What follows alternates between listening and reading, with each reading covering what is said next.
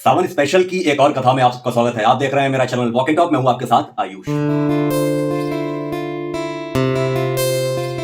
तो जिस तरह से महादेव की जो सीरीज चल रही है, महादेव की कुछ कुछ बहुत ही कमाल कमाल की कथाएं कहानियां मैं आपके सामने लेके आ रहा हूं। उसी में एक और आज एक कथा है। मैं प्रेमानंद जी का एक वीडियो देख रहा था। आप सभी लोग जानते होंगे प्रेमानंद महाराज आज के टाइम में उन्हें अगर कृष्ण का अवतार कहा जाए तो वो कम नहीं होगा, क्योंकि वो जिस तरह से अपनी वाणी से पूरे एक समाज को, जो कहते हैं ना, हमारे धर्म से जोड़ रहे हैं, अच्छी चीज़ों से जोड़ रहे हैं, अच्छे कार्यों से जोड़ रहे हैं, वो बड़ा ही सराहनीय है। तो चलिए शुरू करते हैं। तो वो कथा सुना रहे थे महादेव की। क्या होता है, एक बार महादेव निकलते हैं भक्तों के दर्शन कराने के लिए पार्वती जी को। तो पृथ्वी लोक पर आते हैं तो महादेव साधु का वेश धारण कर लेते हैं और पार्वती जी को साध्वी जी का वेश धारण करवा लेते हैं। तो वो निकलते हैं। सबसे पहले वो मिलते हैं जाके एक व्यापारी से, एक साहूकार से, जो महादेव का अनन्य भक्त होता है। तो उसके दरवाजे पर पहुंचते हैं तो भगवान कहते हैं कि भाई भिक्षाम देही, समझ रहे हैं। तो वो कहता है भैया हमारे यहाँ कुछ नहीं, हटे यहाँ से, कुछ नहीं दे पाएंगे, निकलो। तो भाई अब महादेव तो महादेव, इसलिए उनको भोलेनाथ कहा जाता है। वो हाथ उठाते हैं, कहते हैं कि क्या कहते हैं, खूब खूब, क्या कहते हैं, खूब तुमको, कहते हैं ना, जो तुम्हारे पास चीजें बहुत 2 गुनी हो जाए, 100 गुनी हो जाए, खूब तरक्की करो, खूब आगे बढ़ो,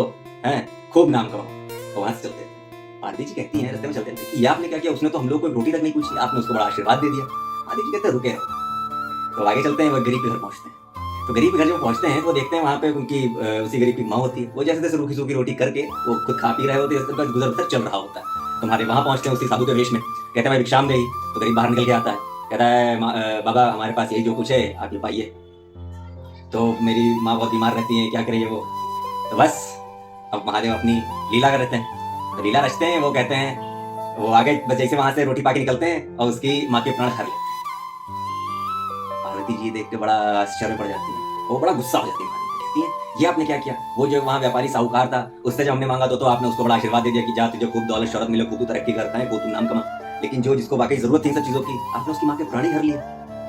तब महादेव कहते हैं कि वो जो साहूकार था उसको मैंने 100 भैंसे 100 गायें मार, खूब मैंने उसको जो दौलत शौहरत दे दी है, वो इसी माया में फंसा है। वो कितना भी मेरी भक्ति कर ले लेकिन मुझ तक पहुंच नहीं पाया। और वो जो गरीब है, वो गरीब मेरी भक्ति तो पूरी कर रहा था, लेकिन वो अपनी माँ को जिंदा रखने के लिए, कहते हैं ना, उनके जैसे जैसे उनका जीवन चलाने के लिए, उसकी जो भक्ति में जो बाधा पड़ रही थी कि वो यहाँ भी अदा कर पा रहा था, वहां भी अदा कर पा रहा था, कुछ पूरी नहीं कर पा रहा था, तो मैंने उससे उसकी माँ ही ली। अब उसकी माँ भी मेरे पास आ गई, है ना। अब वो उसके लिए पूरा द्वार खुल चुका है उस भक्ति का, जिसको वो पूरी निष्ठा से कर सकता है और मेरे धाम को प्राप्त हो सकता है। तो इस कहानी से क्या शिक्षा मिलती है?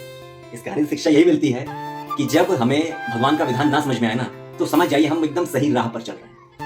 ये होता है ना कि जब कभी कभी हम कोई चीज कर रहे हो, तो कोई कार्य कर रहे हो, तो हम लोग को समझ नहीं आता है कि यार ये मेरे साथ ही क्यों हो रहा है, उसका देखो उतना बढ़िया चल रहा है, उसको चल रहा है। तो भैया ये समझ लीजिए कि जब आपको भगवान का विधान ना समझ में आए, समझ जाइए आप भगवान के बहुत करीब। तभी आपको उनकी चीज समझ नहीं आ रही है कि आखिर आपके साथ ही ऐसा क्यों हो रहा है। तो ये थी महादेव और पार्वती जी की सावन स्पेशल वीडियो में एक और कथा।